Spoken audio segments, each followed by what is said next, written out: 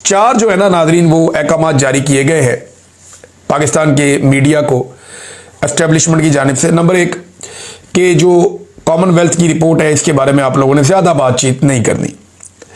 Number दो, जो नेपाल में नौजवानों ने एहतजाज के जरिए से इनकलाब बर्पा किया उस पर आपने बिल्कुल बात नहीं करनी।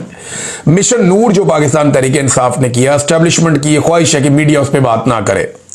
नंबर चार, जो अंदरूनी लड़ाइयाँ पीटीआई की, इनको चुप के रखो। ये ज़ुबैर अली खान साहब ने बताया और ये ज़मात आम है, और क्योंकि हम मीडिया में रहते हैं, वहीं पे काम करते रहे, तो हमारे दोस्त बताते हैं कि जनाब सख्त इंस्ट्रक्शन ये चार आई है। अब कॉमनवेल्थ की जो रिपोर्ट है वो जब सामने आई तो उसके अंदर बड़े इंकशाफात हैं हैरान कुन किस्म के।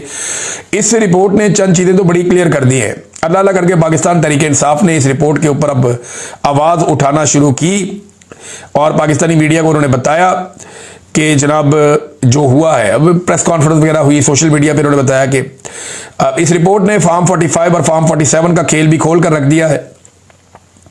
कैसे नवाज शरीफ को लाकर जितवाया गया, कैसे पीटीआई को दबाया गया, ये भी उन्होंने बता दिया है।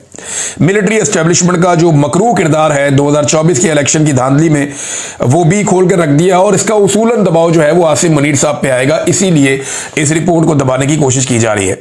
कॉमनवेल्थ ऑब्जर्वर की रिपोर्ट ने 9 मई का बयानिया भी वाड़ दिया है। ये 9 मई का बयानिया कैसे वाड़ दिया ये मैं आपको बता देता हूं। ये रिपोर्ट कहती है कि इलेक्शन से पहले 9 मई का नाम लेकर या उसके बहाने 10,000 के करीब पाकिस्तान तहरीक इंसाफ के लोगों को गिरफ्तार कर दिया गया।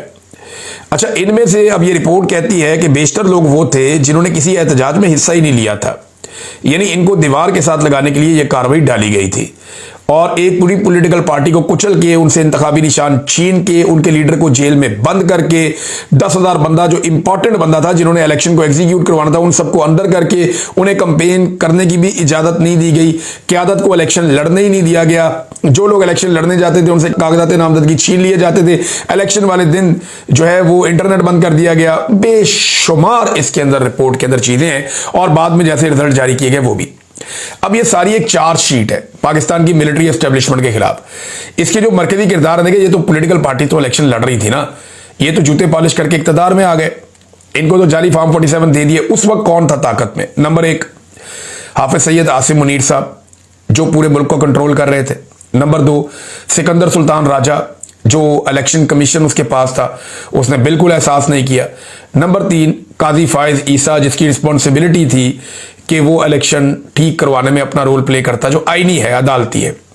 ये तीन लोग जो हैं ये इसके बड़े जिम्मेदारान हैं। तो अगर ये दबाव कल को बढ़ेगा या मामला आगे जाएगा तो वो इन तीनों की जानिब ही जाएगा। एक और खबर नाज़रीन, ईमान मदारी साहबा ने सरफराज डोगर साहब के खिलाफ हरासमेंट की दरखास्त जमा करवा दी है इस्लामाबाद हाई कोर्ट में, और इसके अलावा सुप्रीम जुडिशल काउंसिल को भी एक दरखास्त भिजवा दी है। ये बहुत इंपॉर्टेंट डेवलपमेंट है क्योंकि सरफराज डोगर साहब ने बदतमीजी की उनके साथ अदालत में और उनको हरासा किया। अब ये मामला जो है वो एक हरासमेंट कमेटी के पास भी चला गया और उसके अलावा यही मामला जो है वो अब सुप्रीम जुडिशल काउंसिल में भी भेज दिया गया है।